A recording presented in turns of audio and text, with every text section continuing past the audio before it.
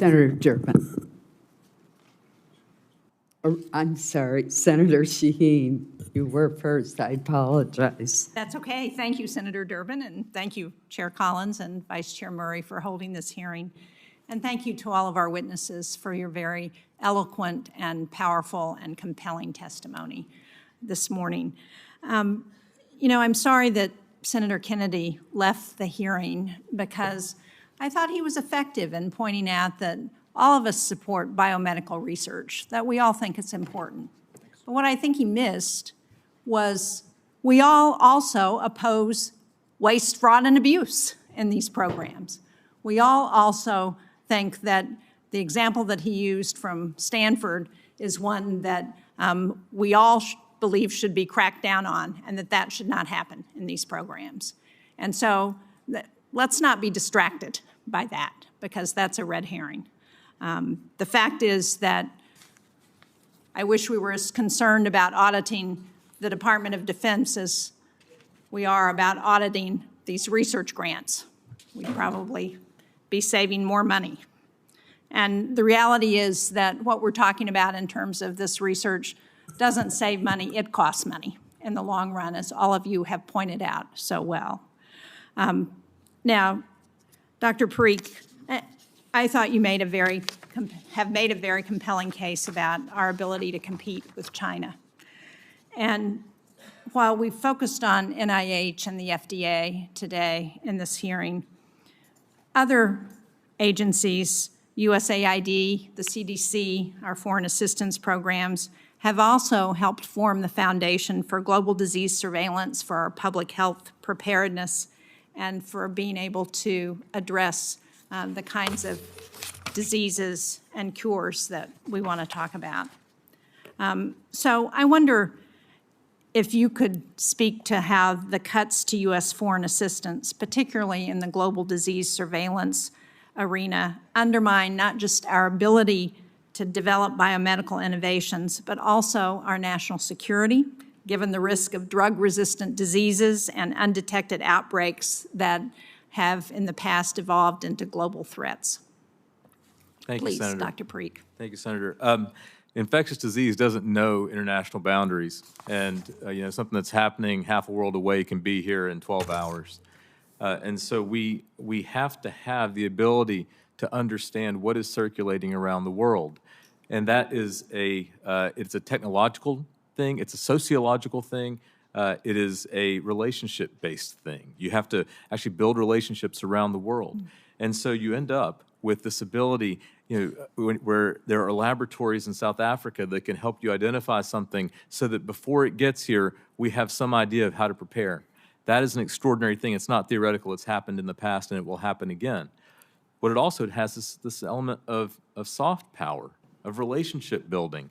There is nothing wrong with the idea that we're going to protect human beings from disease.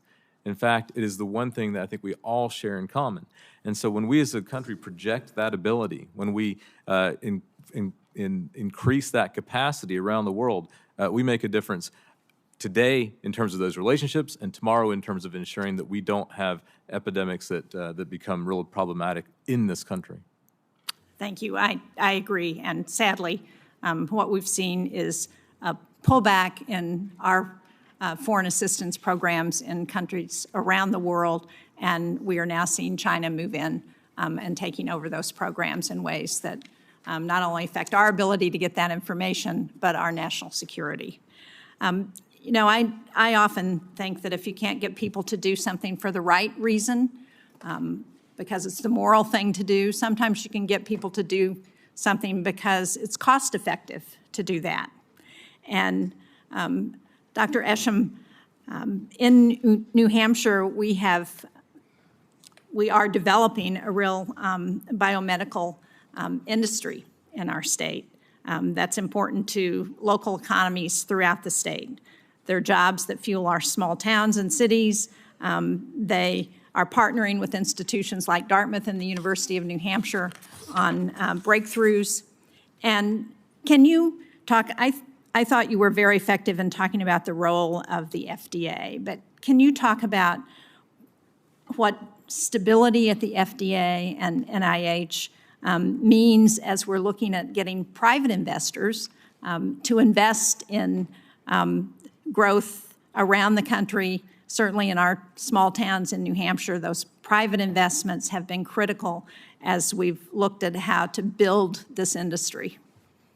Thank you for that question, and I want to say also congratulations. I have long been a supporter of the proliferation of things like biotechnology in the biopharmaceutical industry across the country, and it's very exciting to see what's going on in your state. is. They're great jobs. Thank you. It's a great community.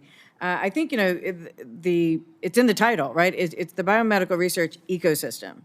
And so you have foundational research that lead to, you know, help us understand the underlying foundational causes of disease. That leads us to understand about new targets, new endpoints, new ways to look at diseases, new ways to think about patient-driven medicines. And then that information and that knowledge is transferred into a clinical trial system where the biopharmaceutical company, and again, a lot of them are the small companies that you talk about in your state, are really taking that and doing the cutting-edge research. Now, in order for them, they are often pre-revenue. They do not have any money. They're not making anything on the market. They are on the edge of discovery, of next-generation medical interventions.